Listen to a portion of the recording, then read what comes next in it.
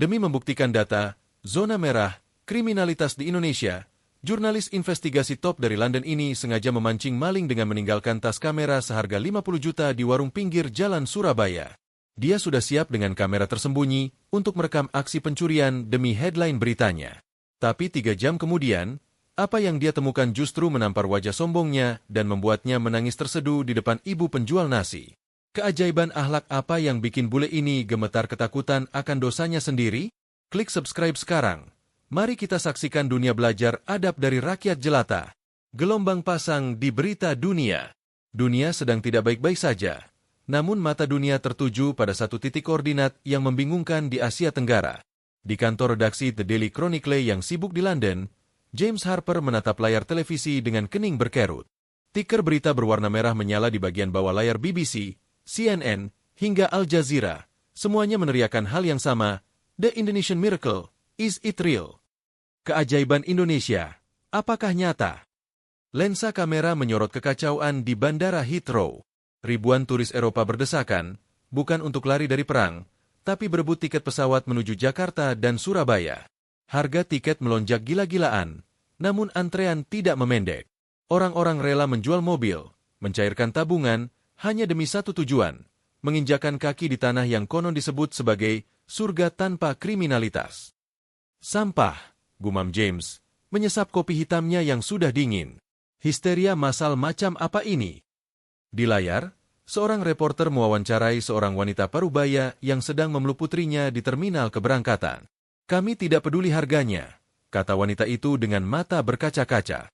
Kami lelah dijambret di Paris. Kami takut berjalan malam di London. Kami mendengar di Surabaya, orang bisa meninggalkan motor dengan kunci tergantung dan besoknya masih ada. Kami mencari rasa aman itu. James tertawa sinis. Sebagai jurnalis investigasi veteran dengan pengalaman 15 tahun meliput zona konflik dan kriminalitas perkotaan, ia merasa pernyataan itu adalah lelucon paling konyol abad ini. Benteng skeptisisme di kota hujan. James Harper bukan orang sembarangan. Dinding kubikelnya dipenuhi penghargaan jurnalistik. Ia telah menghabiskan separuh hidupnya menyamar di ganggang kumuh Brazil, mewawancarai kartel narkoba di Meksiko, dan memetakan zona merah pencopetan di Barcelona. Kesimpulannya, selama 1 dekade konsisten, kemiskinan melahirkan kriminalitas. Itu adalah hukum alam. Hukum rimba beton.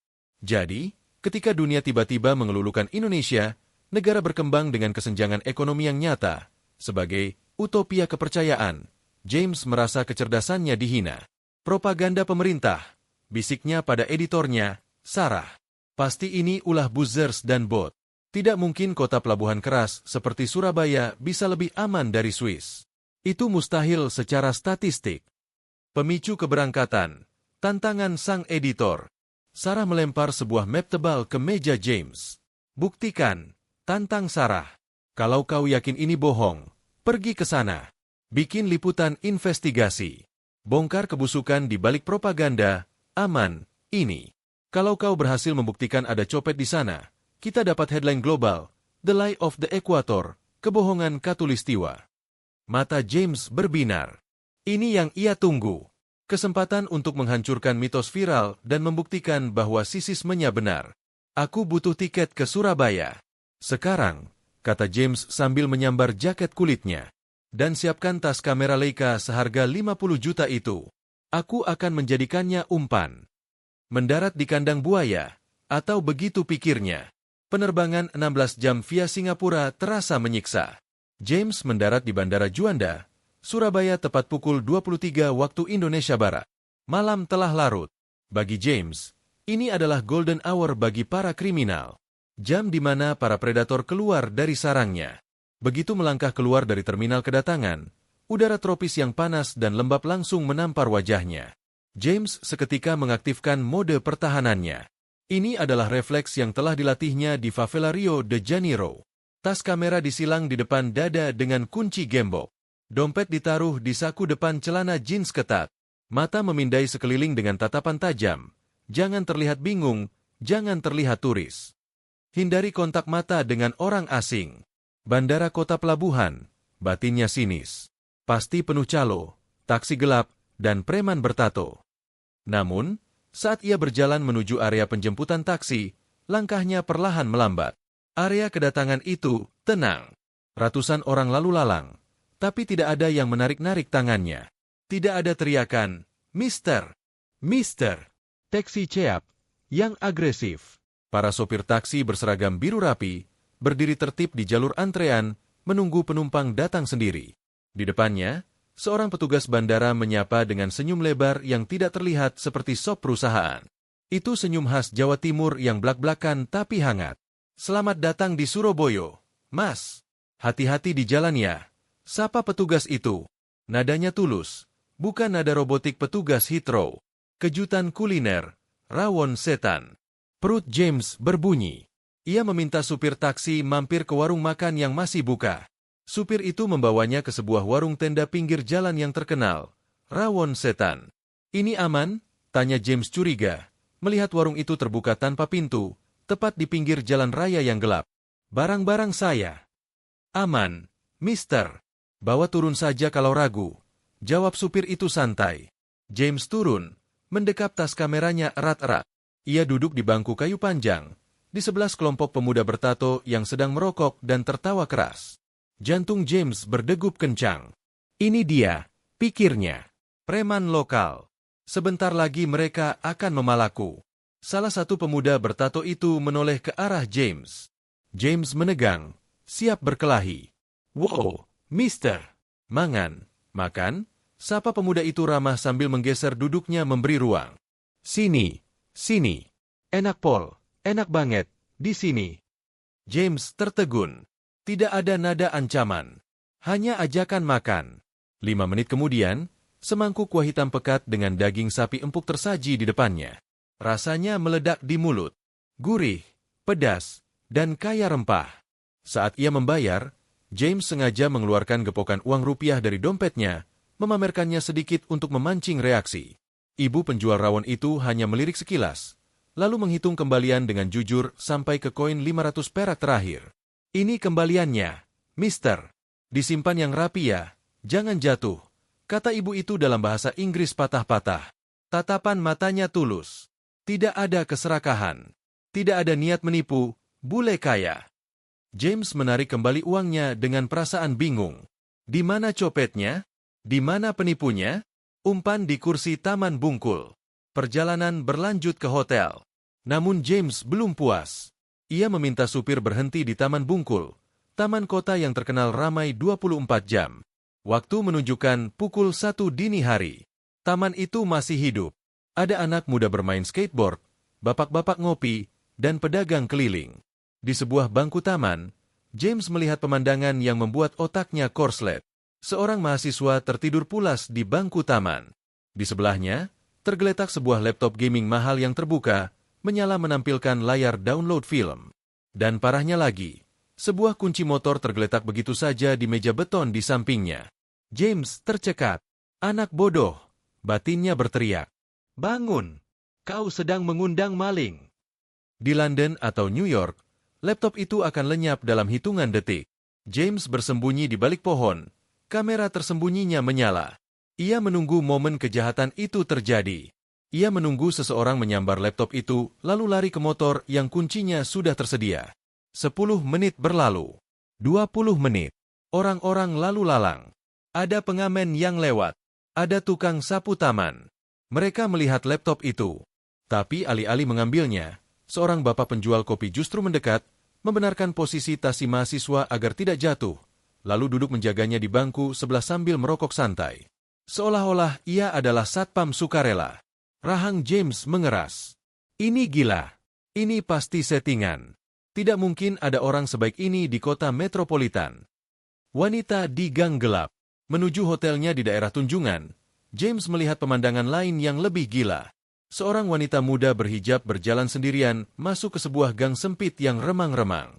Dia sedang menelepon, tertawa lepas, sama sekali tidak terlihat waspada. James menahan napas. "Jangan!" teriak batinnya. "Itu lorong kematian." Di Eropa, aturan nomor 1 bagi wanita setelah jam 10 malam, jangan masuk gang sepi. Itu undangan bagi pemerkosa atau perampok. James meminta taksi pelan-pelan. Matanya mengikuti sosok wanita itu. Ia menunggu jeritan. Namun, Yang terjadi selanjutnya menghancurkan logikanya.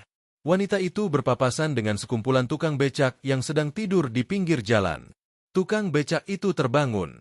Bukannya menggoda atau menyerang, salah satu dari mereka menyapa sopan. "Monggo, Mbak. Hati-hati." "Silakan, Mbak. Hati-hati." Wanita itu mengangguk dan berlalu dengan aman sampai ke pintu rumahnya. Ia tampak begitu bebas. Bebas dari rasa takut yang selalu menghantui teman-teman wanita James di London. Angin malam Surabaya yang panas meniup rambut James.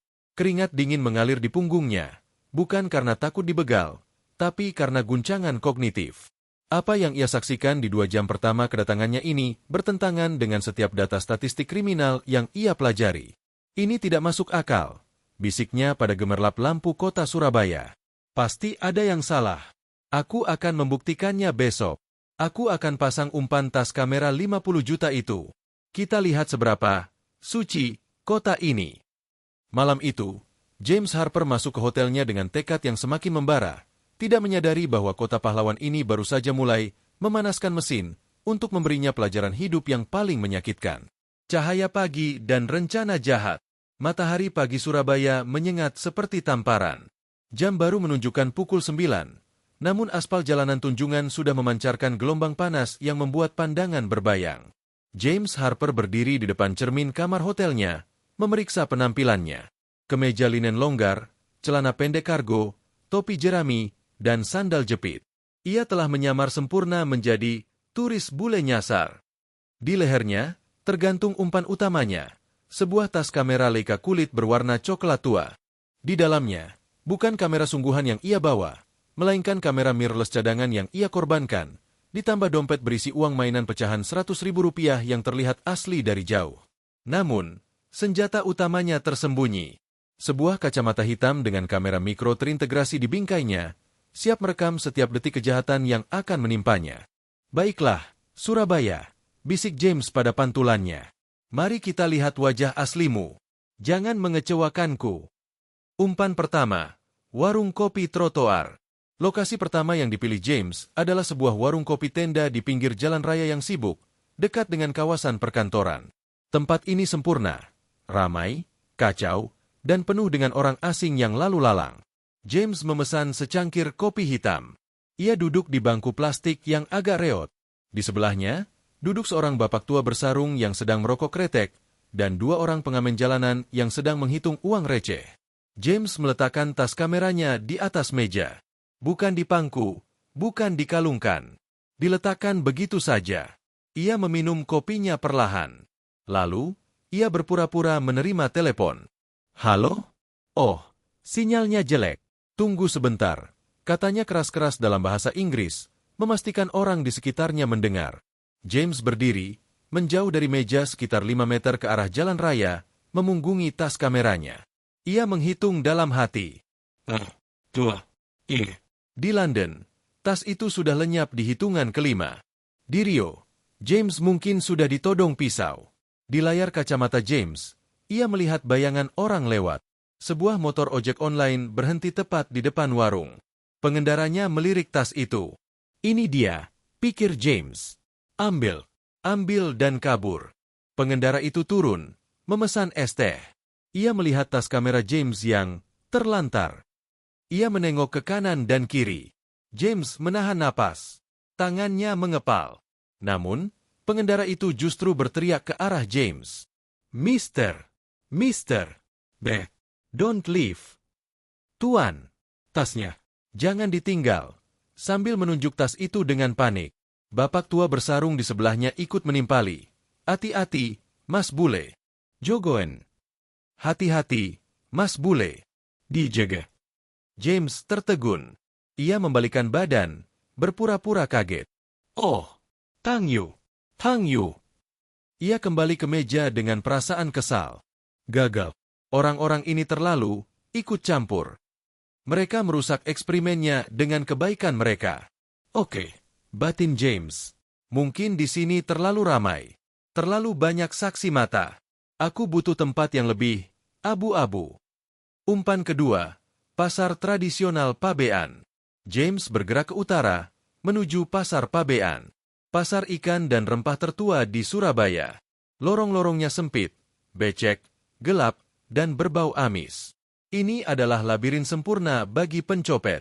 James berjalan berdesak-desakan dengan kuli panggul yang memikul karung bawang seberat 50 kg. Ia sengaja membiarkan tas kameranya berayun longgar di punggungnya. Resletingnya sedikit terbuka, memperlihatkan ujung dompet. Ia berhenti di sebuah lapak rempah-rempah yang dijaga seorang ibu gemuk yang sedang sibuk melayani pembeli. James pura-pura tertarik pada tumpukan kayu manis. Ia meletakkan tasnya di atas tumpukan karung bawang di sebelahnya. Lalu, tenggelam dalam obrolan dengan si ibu. "Ini berapa?" tanya James dalam bahasa Indonesia patah-patah. 5.000, Mister, jawab ibu itu tanpa melihat, tangannya sibuk menimbang kemiri. Di belakang James, 2 orang pemuda bertato dengan kaos kutang lewat. Mereka melihat tas James. Mata mereka terkunci pada dompet yang menyembul. Mereka saling menyenggol bahu. James melihat refleksi mereka di cermin kecil lapak sebelah. "Gota." Salah satu pemuda itu mendekat pelan. Tangannya terulur. James bersiap. Ia akan membiarkan dompet itu diambil, lalu merekam wajah mereka saat kabur. Itu akan jadi fotage emas. Tangan pemuda itu menyentuh tas James. Tapi bukan untuk mengambil dompet. Tangan kasar itu dengan cepat menutup resleting tas James sampai rapat. "Zipper, Mister." "Danger," kata pemuda itu tegas sambil menepuk bahu James. "Banyak orang jahat. Close it." Lalu kedua pemuda itu berlalu sambil tertawa-tawa, meninggalkan James yang berdiri patung dengan mulut ternganga. Preman pasar baru saja mengamankan tasnya, alih-alih merampoknya, mereka justru memberinya kuliah singkat tentang keamanan. James keluar dari pasar dengan kepala pusing. Logikanya berantakan. "Kenapa?" gumamnya. "Mereka punya kesempatan. Tidak ada polisi. Kenapa mereka tidak mengambilnya?" Umpan terakhir. Taman lansia di sore hari. Matahari mulai condong ke barat. James lelah dan frustrasi. Eksperimennya gagal total. Ia belum mendapatkan satupun fotage kriminalitas.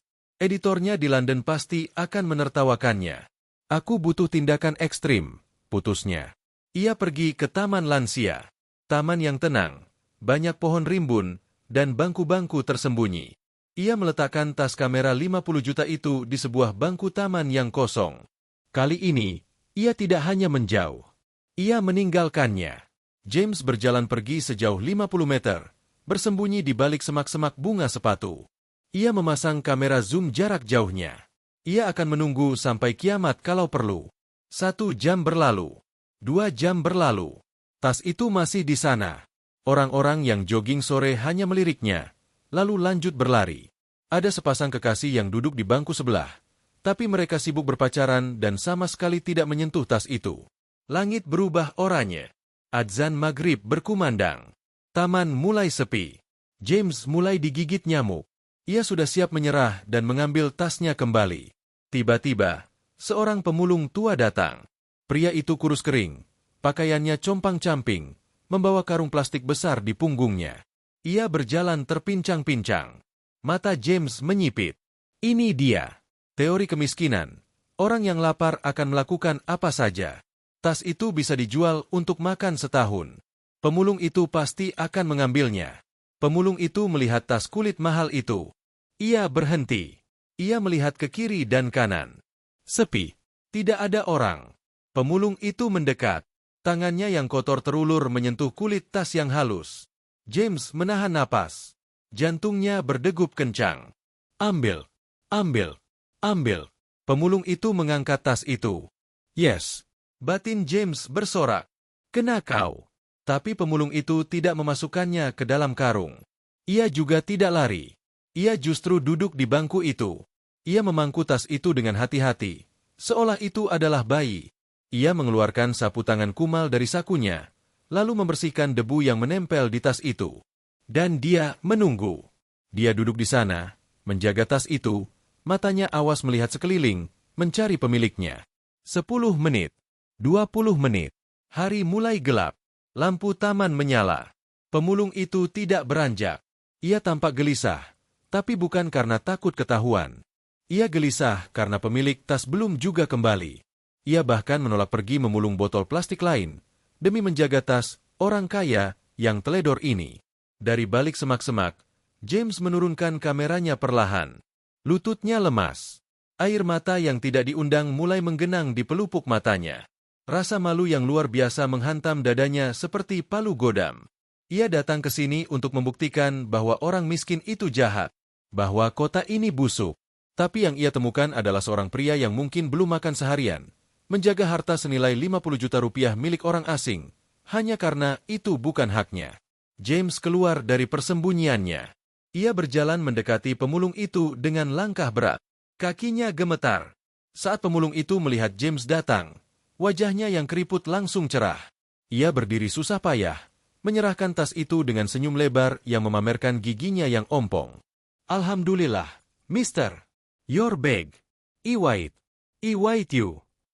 James menerima tas itu. Tangannya gemetar hebat. Ia tidak sanggup berkata apa-apa. Ia melihat wajah tulus itu.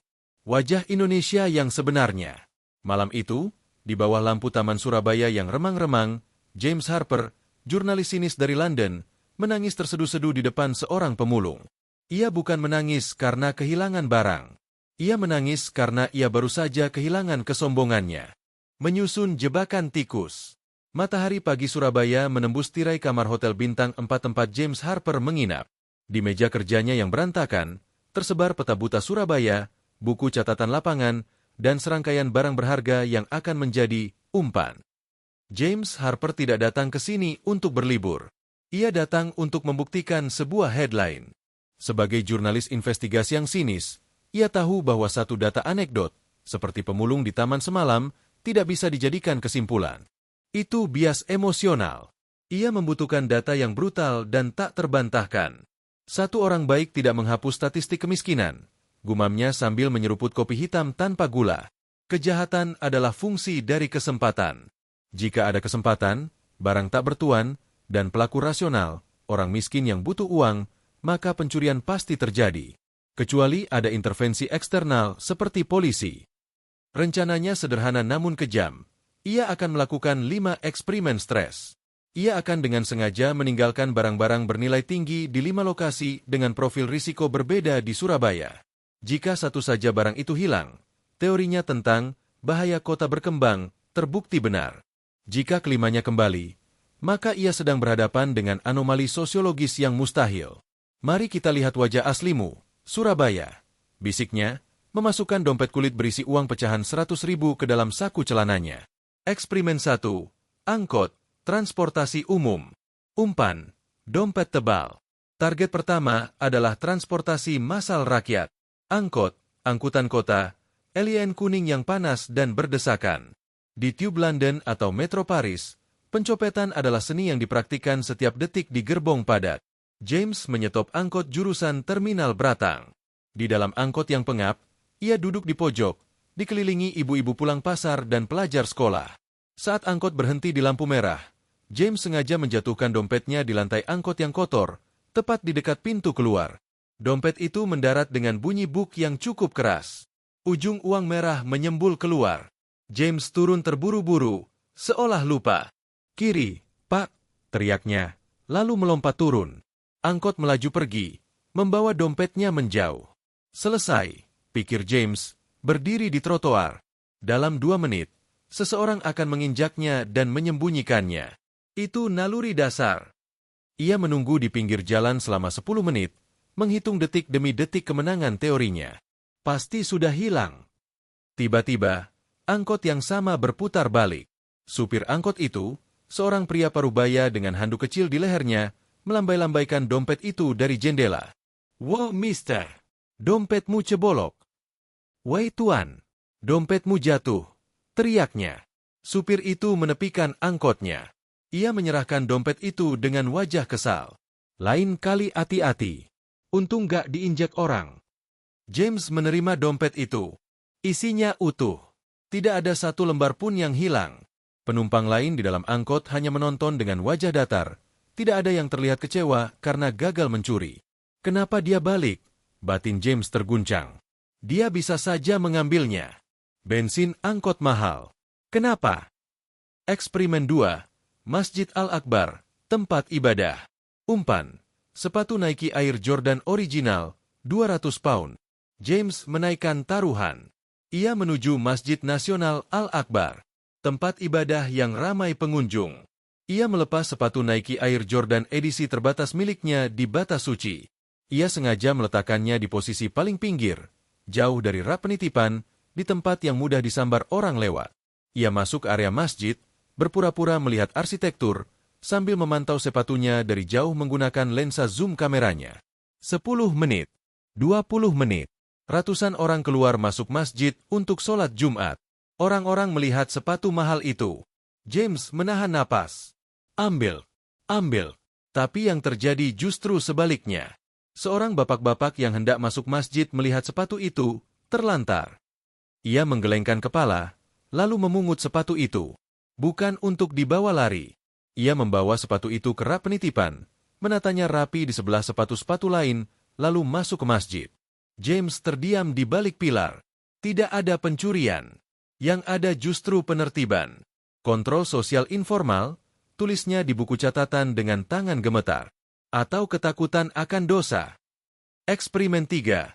Tunjungan Plaza, pusat perbelanjaan. Umpan, iPhone 14 Pro Max. Mari kita coba lingkungan yang lebih hedonis, pikir James. Mall. Ia masuk ke food court Tunjungan Plaza yang ramai. Ia meletakkan iPhone miliknya di meja makan, lalu pergi memesan makanan di gerai yang jauh, memunggungi meja itu selama 15 menit. Di London, meninggalkan iPhone di meja food court sama saja dengan sedekah kepada pencuri. James mengantre makanan dengan gelisah. Keringat dingin mengucur. Ini iPhone kantor. Kalau hilang, Sarah akan membunuhku. Saat ia kembali ke meja dengan nampan makanan, langkahnya terhenti. iPhone itu masih di sana. Layarnya sudah mati, tapi posisinya tidak bergeser 1 mm pun. 2 orang gadis remaja duduk di meja sebelah, sedang asyik selfie. Mereka melihat James datang. Mas, tadi HP-nya bunyi terus, kata salah satu gadis itu santai. Kita jagain kok, takut ada yang iseng. James duduk kembali dengan lutut lemas. Tidak ada yang mencuri. Bahkan, orang asing secara sukarela menjadi satpam baginya. Ini aneh, batin James. Mereka remaja. Target pasar gadget. Kenapa mereka tidak tergoda? Eksperimen 4. Kampung Peneleh. Pemukiman padat. Umpan. Motor Vario kunci nyantol. Sore harinya, James melakukan eksperimen paling gila. Ia menyewa motor metik. Ia membawanya masuk ke ganggang sempit di Kampung Peneleh, salah satu kampung tua dan padat di Surabaya. Ia memarkir motor itu di depan sebuah warung kelontong kecil. Dan dia melakukan dosa kardinal keamanan kendaraan, meninggalkan kunci motor tergantung di kontak. Ia berjalan pergi, bersembunyi di balik tikungan gang. Ini bunuh diri, pikir James. Motor adalah komoditas paling panas di pasar gelap Asia. Kunci nyantol adalah undangan terbuka. 5 menit. Seorang anak kecil lewat menendang bola. Bola mengenai ban motor. Anak itu hanya mengambil bolanya dan lari. 10 menit. Seorang ibu-ibu lewat membawa belanjaan. Ia melihat kunci motor itu. Ia berhenti. James menahan napas. Dia akan membawanya? Atau memanggil anaknya untuk mencuri? Ibu itu berteriak ke arah warung. Yu, iki sepedae sopo? Kuncine isi nyantol. Mbak, ini motornya siapa? Kuncinya masih nempel. Pemilik warung keluar. Waduh, lah iya. Sopo sing duwe iki? Waduh, iya. Siapa yang punya ini? Mereka berdua lalu mencabut kunci itu. Bukan untuk dicuri. Pemilik warung menyimpan kunci itu di laci kasirnya. Tak simpenyo. Engko nek wongeng goleki, kon mrene. Aku simpan ya. Nanti kalau orangnya nyari, suruh ke sini. James keluar dari persembunyiannya dengan langkah gontai. Ia menghampiri ibu pemilik warung. Maaf, Bu. Itu motor saya. Lupa. Ibu itu langsung mengomel panjang lebar dalam bahasa Jawa yang tidak James mengerti sepenuhnya. Tapi nadanya jelas. Omelan sayang seorang ibu kepada anaknya yang ceroboh. Lio kali ojo ngono. Ilang tenan kapok kon. Lain kali jangan begitu. Kalau hilang beneran baru tahu rasa kamu. Ia menyerahkan kunci itu. James menerimanya seperti anak kecil yang habis dimarahi ibunya. Terima kasih, Bu, bisiknya. Wes, endang mulih. Hati-hati. Sudah, sana pulang.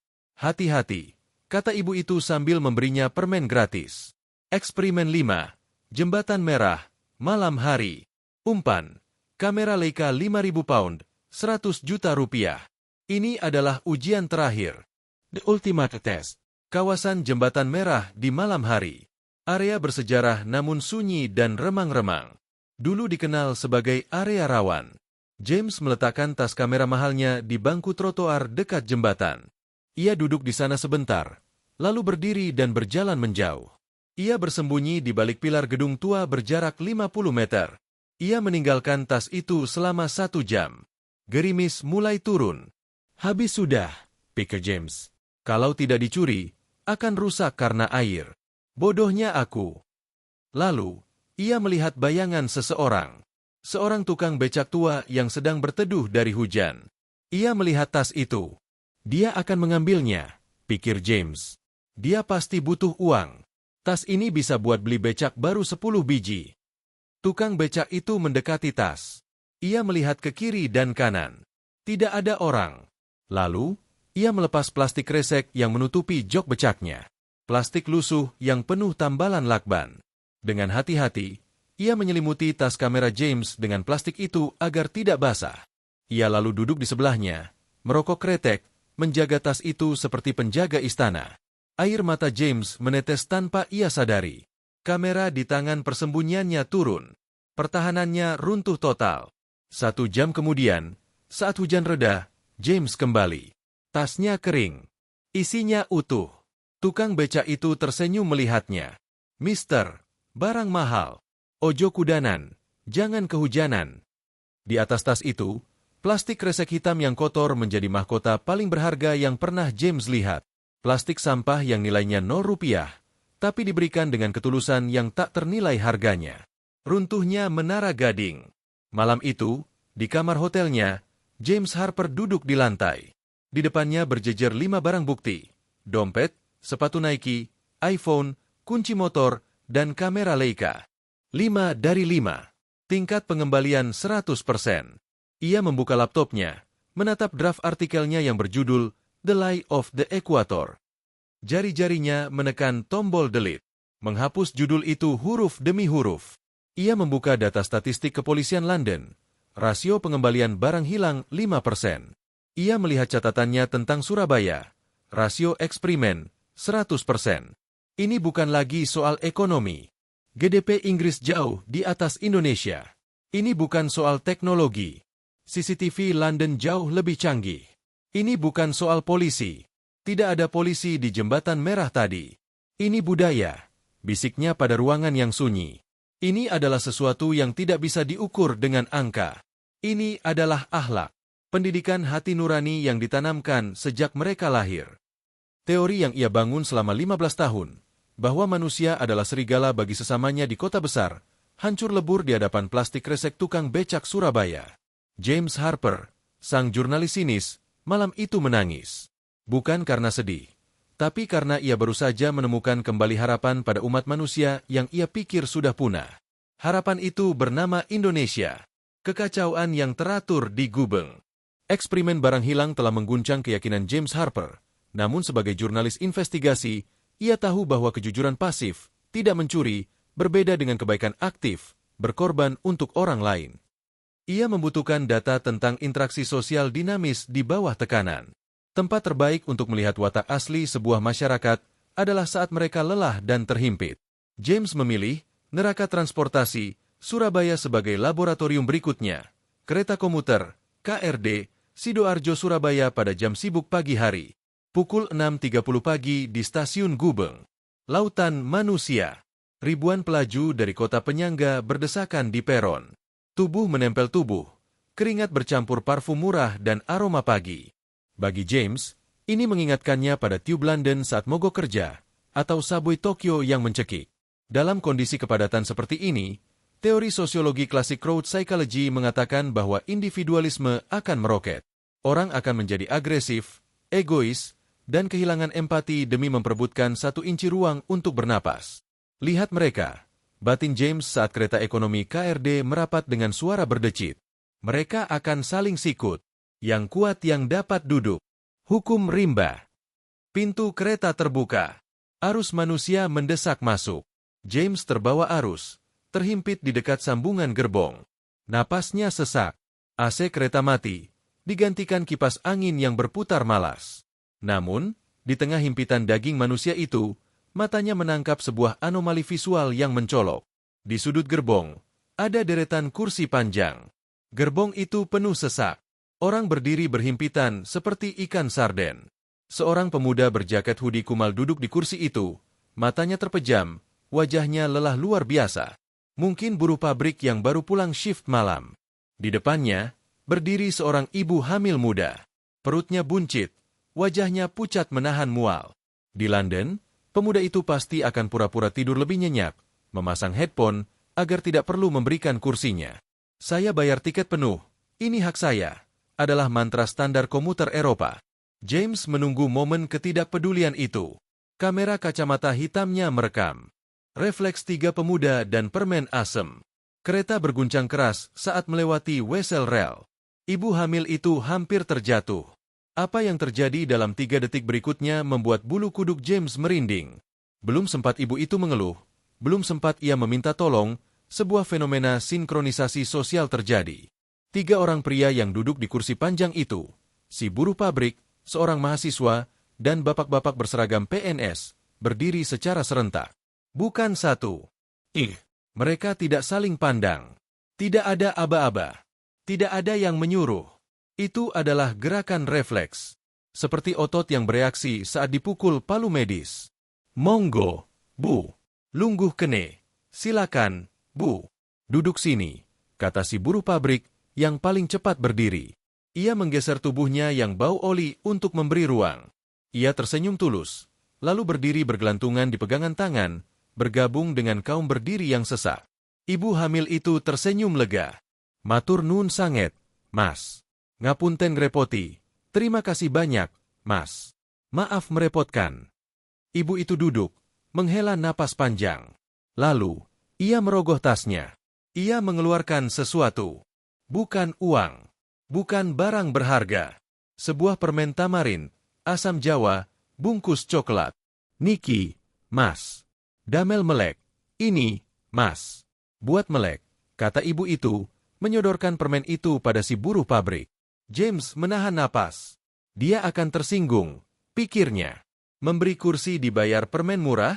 Itu penghinaan. Tapi pemuda itu tidak menolaknya. Ia menerimanya dengan kedua tangan, sebuah gestur penghormatan yang sangat spesifik, dan menundukkan kepalanya sedikit. Inggih, Bu. Sun. Iya, Bu. Makasih, katanya tulus. Ia langsung memakan permen itu, seolah itu adalah medali penghargaan, dan wajah lelahnya sedikit cerah. James terpaku. Air mata menggenang di balik kacamata hitamnya tanpa izin. Ia teringat kejadian di New York bulan lalu. Seorang nenek berdiri selama 5 stasiun di subway, sementara pria muda di depannya asyik bermain game di ponsel. Di sini, di gerbong panas Surabaya ini, kemanusiaan menang telak atas kenyamanan pribadi. Wawancara, gak pantes, Mister. James tidak bisa menahan diri. Ia menyelinap di antara kerumunan, mendekati buruh pabrik itu. Excuse me, sapa James, lalu beralih ke bahasa Indonesia yang sudah ia pelajari sedikit. Maaf, Mas. Boleh tanya, kenapa kamu kasih kursi? Kamu kelihatan capek sekali. Tidur saja tadi. Pemuda itu, yang tangannya masih hitam terkena oli, menatap James dengan bingung. Pertanyaan itu terdengar aneh baginya. Maksud sampeyan? Tanyanya balik dalam logat Jawa Timuran yang kental. Lah wong ono wong meteng, orang hamil. Mosok aku lungguh, masa saya duduk? Gak pantes, Mister. Tapi tidak ada aturan hukum. Tidak ada polisi yang memaksa. Desak James. Kenapa otomatis? Pemuda itu tertawa kecil, memamerkan giginya yang kuning karena rokok. Ia menepuk dada kirinya. Ati, Mister. Ati nurani. Dosa nek aku pura-pura turu, tidur. Ibumu biyen yo meteng toh? Bayangno ibumu digituin wong liyo. Hati, Mister. Hati nurani. Dosa kalau aku pura-pura tidur. Ibumu dulu juga hamil kan? Bayangkan ibumu digitukan orang lain. Kata kunci, bayangkan ibumu. Bagi pemuda ini, altruisme, menolong orang lain, bukanlah tindakan heroik. Itu adalah default setting. Ia melihat ibu hamil itu bukan sebagai orang asing, tapi sebagai proyeksi dari ibunya sendiri. James menyadari kesalahannya selama ini. Di Barat, individualisme mengajarkan, saya adalah saya, kamu adalah kamu. Di sini, ajaran kolektif mengajarkan, saya adalah kamu. Pabrik moralitas, warung kopi. Siang harinya, James mencari sumber dari refleks ini. Apakah ini diajarkan di sekolah? Ia mampir ke sebuah warung kopi, warkop, sederhana di dekat sekolah dasar. Warkop adalah pusat kebudayaan Surabaya. Di sana, ia melihat sekelompok anak SD yang baru pulang sekolah sedang jajan es teh. Mereka ribut, tertawa-tawa. Tiba-tiba, seorang pengemis tua buta lewat di depan warkop. Jalannya tertatih, tongkatnya mengetuk-ngetuk aspal panas. Tanpa dikomando guru, tanpa disuruh orang tua, anak-anak SD itu berhenti tertawa.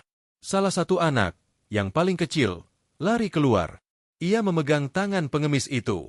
Mbah, hati-hati. Awas selokan, kata bocah itu, menuntun si kakek melewati lubang got yang terbuka. Teman-temannya yang lain tidak diam. Mereka merogoh saku seragam mereka. Uang jajan receh, 500, 1000 perak, dikumpulkan. Salah satu anak lari memberikan uang itu ke tangan si kakek. Mbah, buat beli makan, katanya.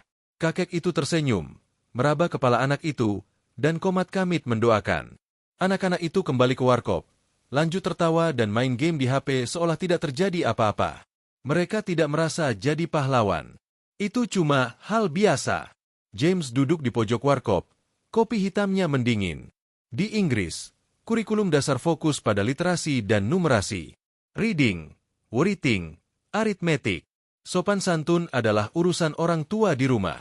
Di sini, sopan santun adalah atmosfer.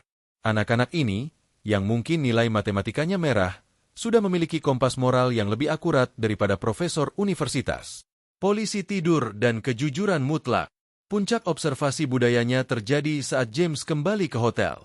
Ia naik ojek online. Di tengah jalan, driver ojeknya tiba-tiba berhenti mendadak di pinggir jalan. Kenapa, Pak? Mogok? Tanya James panik. Bentar, Mister. Dompet orang jatuh, kata driver itu. Di aspal, tergeletak sebuah dompet wanita berwarna pink. Driver itu memungutnya. James berpikir, ini dia. Dia pasti akan mengambil uangnya. Tapi driver itu justru membuka dompet, mencari KTP. Wah, alamatnya dekat sini. Di gang 4, gumamnya. Ia menoleh ke James. Mister, kita mampir bentar ya? Anterin dompet. Kasihan mbaknya pasti nangis. James ternganga. Pak, kita lagi jalan, on trip. Waktu saya habis. Saya matikan argometernya, Mister. Gratis. Gak lama kok. Hitung-hitung ibadah. Mereka benar-benar berputar arah, masuk ke gang sempit, mencari rumah sesuai alamat KTP. Saat mereka menemukan rumahnya, seorang wanita muda keluar dengan mata sembab habis menangis. Begitu melihat driver ojek membawa dompetnya, wanita itu menjerit histeris. Bukan karena takut, tapi lega. Ya Allah, Pak. Matur nuwun. Saya pikir hilang dicopet. Wanita itu memaksa memberikan uang terima kasih 100.000. Driver ojek itu menolak halus. Gak usah, Mbak. Didoain aja saya dapat orderan lancar. Driver itu kembali ke motor, menyalakan mesin, dan lanjut mengantar James. Bapak gila, kata James dalam bahasa Inggris. Kenapa Bapak tolak uangnya? Bapak butuh uang kan? Driver itu tersenyum dari balik helmnya. Rejeki gak kemana, Mister. Kalau saya makan uang itu, nanti anak istri saya makan uang haram. Panas di perut. Biar berkah aja. James menutup buku catatannya. Tangannya gemetar. Analisis sosiologisnya tentang manusia ekonomi rasional terasa dangkal menghadapi realitas ini. Orang-orang ini tidak mengembalikan barang karena takut polisi. Mereka mengembalikannya karena konsep berkah. Mereka percaya ada CCTV Tuhan yang merekam 24 jam. Mereka percaya bahwa mengambil hak orang lain akan membawa sial bagi keluarga mereka. Malam itu, James menelepon editornya di London, Sarah. Sarah, suaranya serak.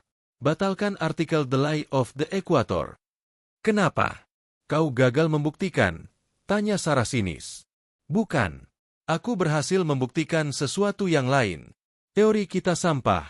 Sarah, kau harus datang ke sini. Aku baru saja melihat masyarakat yang beroperasi dengan mata uang yang berbeda. Mata uang mereka bukan pound sterling. Mata uang mereka adalah rasa dan berkah. Di seberang telepon, Sarah tertawa. Kau terdengar seperti baru masuk sekte, James. Mungkin, jawab James sambil menatap langit Surabaya yang penuh polusi namun terasa hangat. Sekte yang mengajarkan bahwa menjadi orang baik itu bukan pilihan, tapi kewajiban. Malam yang menggigit. Euforia itu seperti obat bius. Ia membuatmu merasa tak terkalahkan. Namun saat efeknya habis, realitas menghantam 2 kali lebih keras. Setelah serangkaian keajaiban, kejujuran yang ia saksikan, dompet diangkut, kunci motor dipeneleh, tas kamera di jembatan merah, James Harper merasa ia telah menemukan Shangri-La. Ia merasa aman. Mungkin terlalu aman. Malam itu, setelah mengirim draft revisi artikelnya ke London, James memutuskan untuk mencari makan malam sendiri. Jam menunjukkan pukul 22. Ia berjalan kaki keluar dari hotelnya di kawasan Tunjungan, masuk ke jalan-jalan kecil di belakang gedung perkantoran. Jalanan sempit, lampu jalan remang-remang, dan aroma selokan yang bercampur dengan bau gorengan menyengat hidung. James merasa percaya diri. Ini Surabaya, pikirnya. Kota teraman di dunia. Apa yang bisa salah? Di sebuah pos ronda yang gelap, sekelompok pria parubaya sedang duduk-duduk minum tua. Mereka merokok kretek, asap tebal mengepul di udara yang lembab. Wajah mereka merah, mata mereka berkabut. James berjalan melewati mereka dengan senyum sopan yang biasa ia pasang. Senyum tamu yang baik. Permisi, Pak. Sapa James dalam bahasa Indonesia patah-patah. Biasanya, sapaan itu dibalas dengan anggukan ramah atau tawaran mampir. Tapi malam ini berbeda. Salah satu pria, yang bertato di leher dan memegang botol kosong, menatap James dengan tatapan tajam yang tidak bersahabat. Woi, bule sasar, serunya keras, suaranya parau memecah keheningan malam. Teman-temannya menoleh. Tawa mereka meledak, tapi bukan tawa ramah. Itu tawa mengejek. Tawa predator yang melihat mangsa asing di teritori mereka. Heh, mister, bagi duit po. Mister, bagi duit dong, teriak pria lain, bangkit dari duduknya dengan sempoyongan. Sugih tukon? Reneo. Kayakan kamu? Sini. Langkah James terhenti. Jantungnya, yang beberapa hari ini berdetak tenang, tiba-tiba memacu adrenalin. Fight or flight. Sorry, no cash, jawab James refleks, mundur selangkah. Halah, pelit. Bule kere, cibir pria itu, meludah ke tanah tepat di depan sepatu James. Mrene golek wedokan tok isine. Kesini cuma cari perempuan doang isinya. James tidak mengerti arti kalimat terakhir itu, tapi nada bicaranya jelas, kebencian. Xenofobia. James berbalik dan mempercepat langkahnya, setengah berlari kembali ke jalan utama yang terang. Di belakangnya, suara tawa dan ejekan masih terdengar.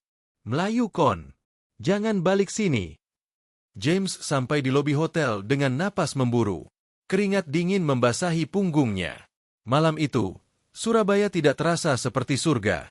Ia terasa seperti kota besar lainnya. Keras, sinis, dan penuh dengan orang mabuk yang membenci orang asing.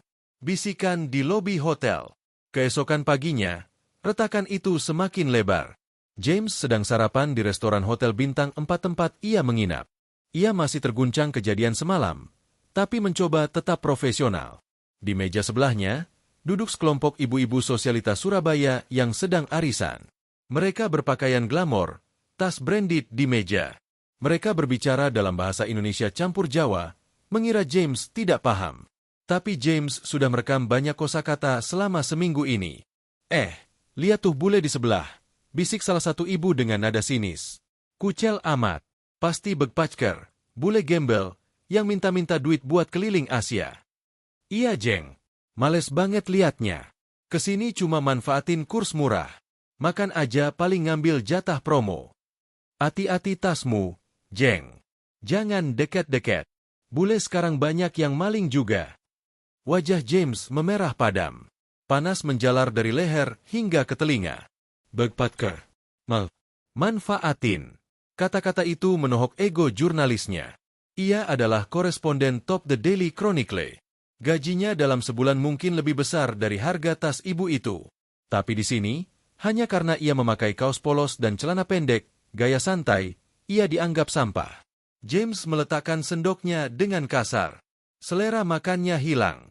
Ia pikir ia diterima sebagai tamu.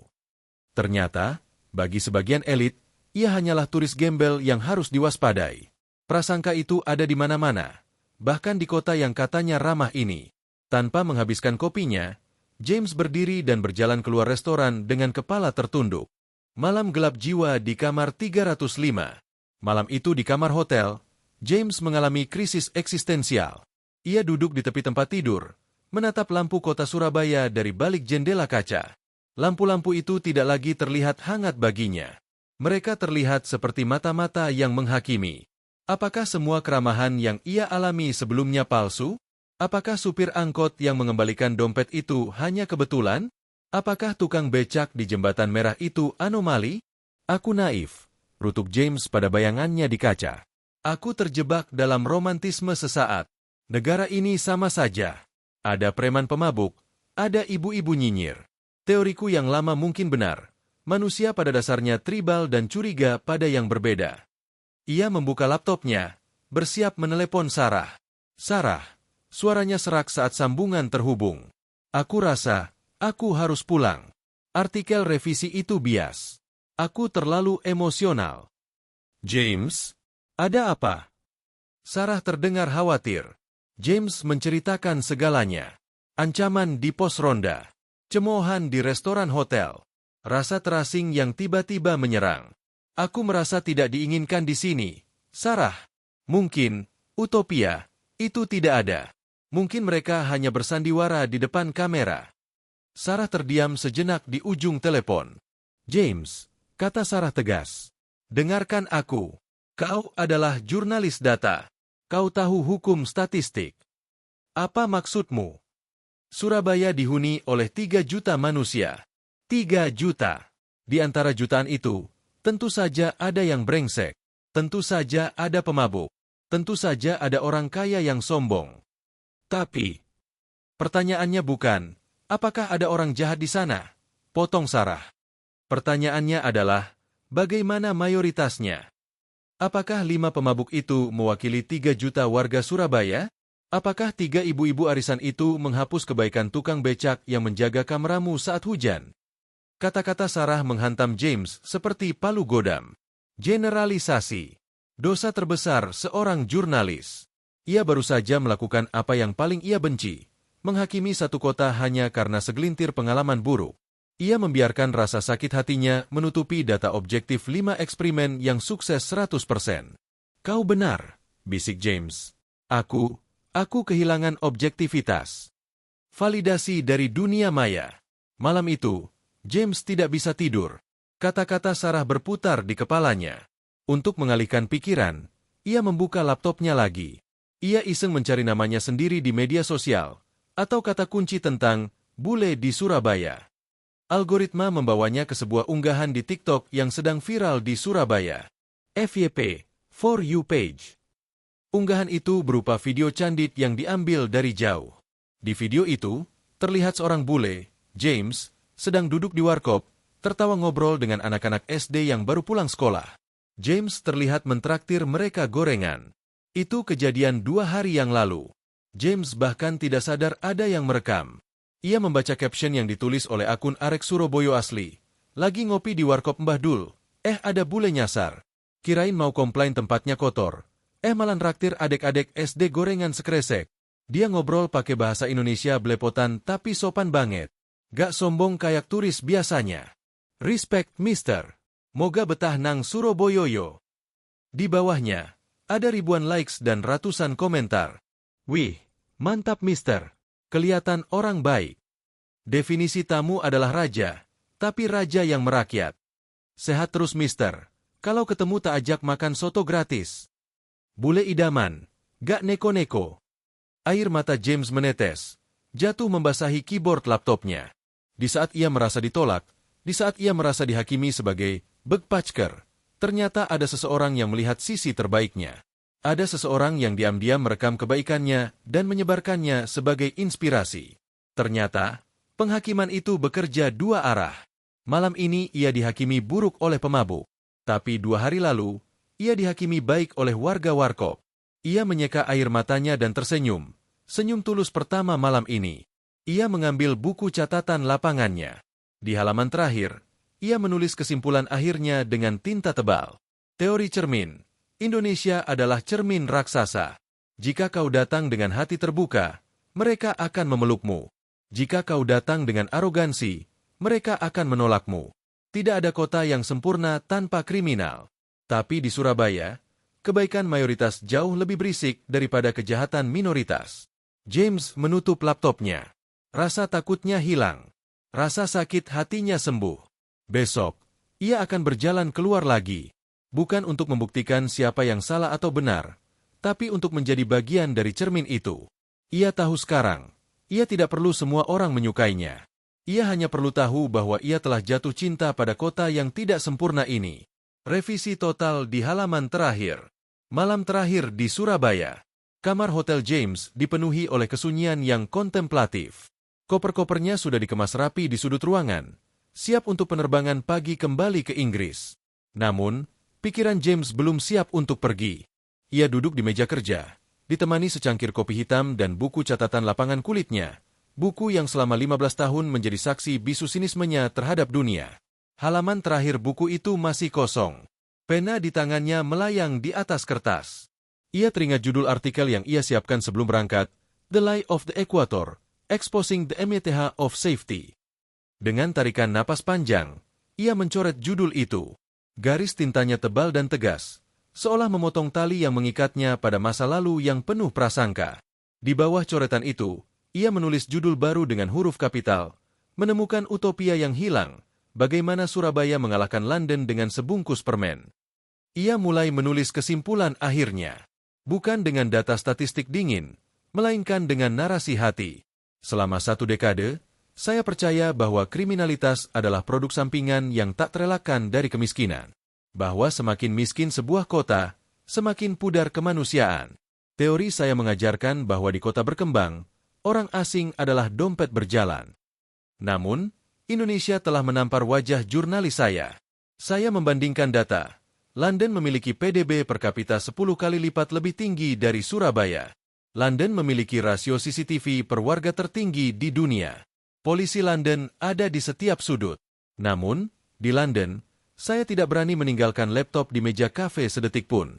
Di London, tingkat pengembalian barang hilang di bawah 5%. Di Surabaya, PDB lebih rendah. CCTV minim. Tapi di sini, barang kembali 100%. Di sini, tukang becak menjaga kamera seharga rumah mereka dari hujan dengan plastik kresek. Di sini, buruh pabrik memberikan kursi pada ibu hamil bukan karena aturan, tapi karena membayangkan ibunya sendiri. James berhenti menulis. Matanya menerawang keluar jendela, menatap kelap-kelip lampu jembatan Suramadu di kejauhan. Jawabannya bukan pada hardware, uang, kamera, polisi. Jawabannya ada pada software, manusia, budaya, agama. Bangsa ini mungkin belum kaya secara materi, tapi mereka miliarder dalam hal modal sosial. Mereka diajarkan sejak kecil bahwa mengambil hak orang lain adalah tabu. Bahwa tamu adalah raja. Bahwa menolong orang adalah refleks, bukan pilihan. Ia menutup buku itu. Teorinya selama 15 tahun resmi runtuh. Dan anehnya, ia merasa lega. Dunia ternyata tidak seburuk yang ia kira. Jalan kaki terakhir. Sebuah konfirmasi. Pukul 23. James tidak bisa tidur. Adrenalin perpisahan memacunya untuk keluar sekali lagi. Ia ingin meresapi udara Surabaya untuk terakhir kalinya. Ia berjalan kaki di sekitar kawasan Tunjungan yang legendaris. Di sebuah trotoar di depan halte bus, ia melihat seorang nenek tua penjual kerupuk. Nenek itu tampak bingung, memegang uang receh di tangannya yang keriput, berusaha menghitungnya di bawah lampu jalan yang remang. Di London, pemandangan ini akan memicu alarm bahaya. Nenek itu target empuk, pikir James insting. Seseorang akan menyambar uangnya, atau menipunya dengan uang palsu. James hendak melangkah untuk membantu, namun seseorang mendahuluinya. Seorang pemuda bertato penuh di lengan, mengenakan kaos band metal hitam dan celana jeans sobek-sobek, profil yang sering dihentikan polisi di Eropa karena dianggap mencurigakan, berhenti di depan nenek itu.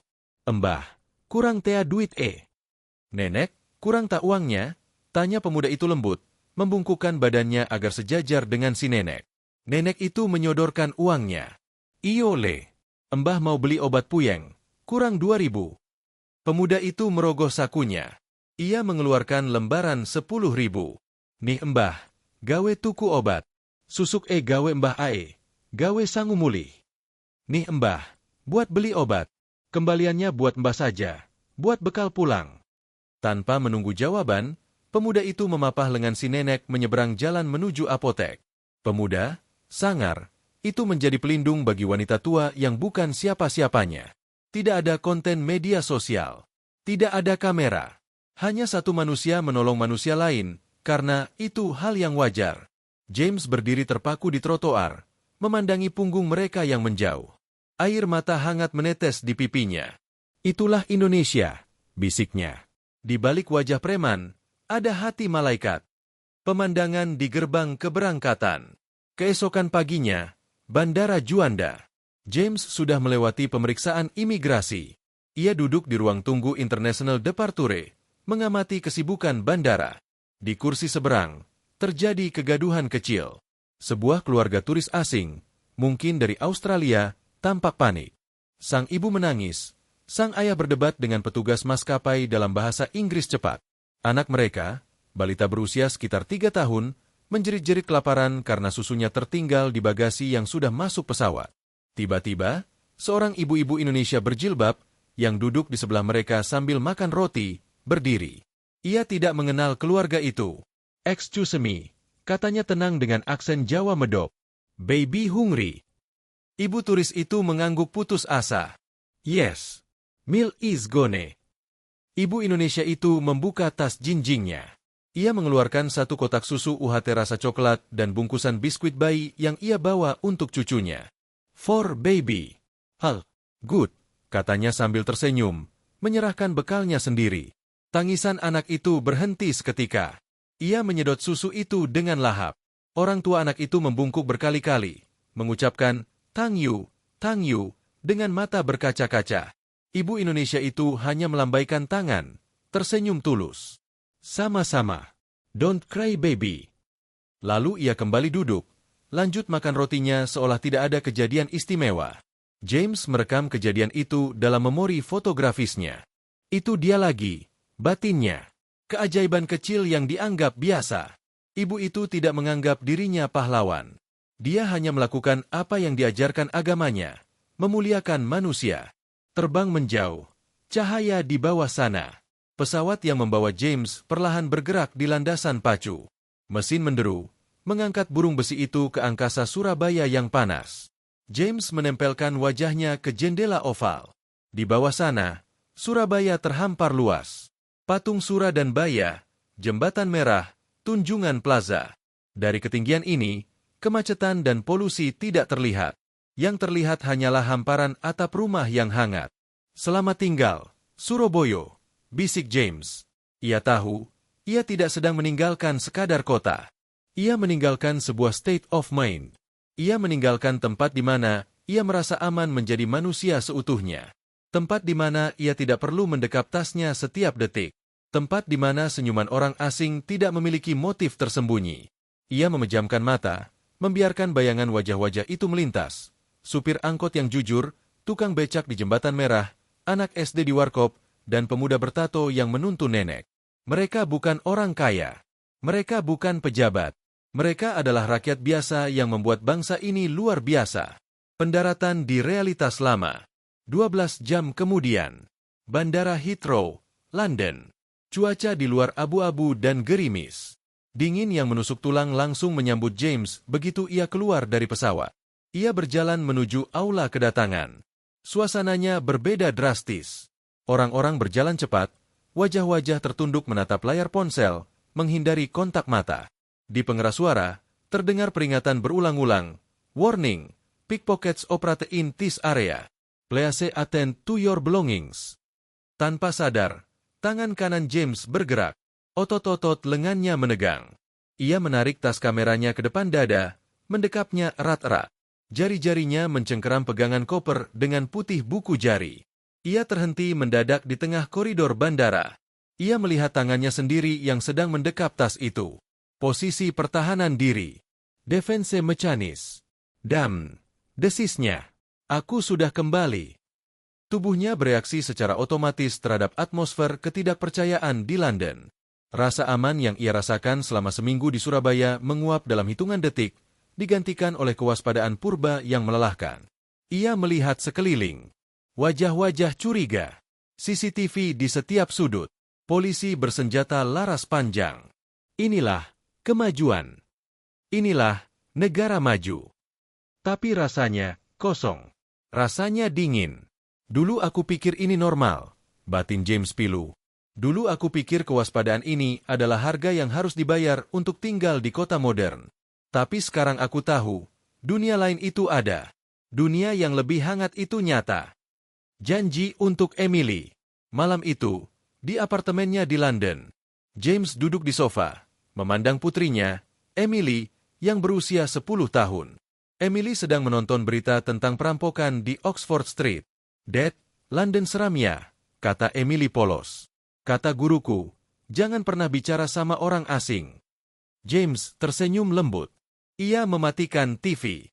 Tidak semua tempat begitu, Em. Emily menatap ayahnya bingung. Maksud Daddy? James mengeluarkan sebuah benda dari tasnya. Bukan oleh-oleh mahal.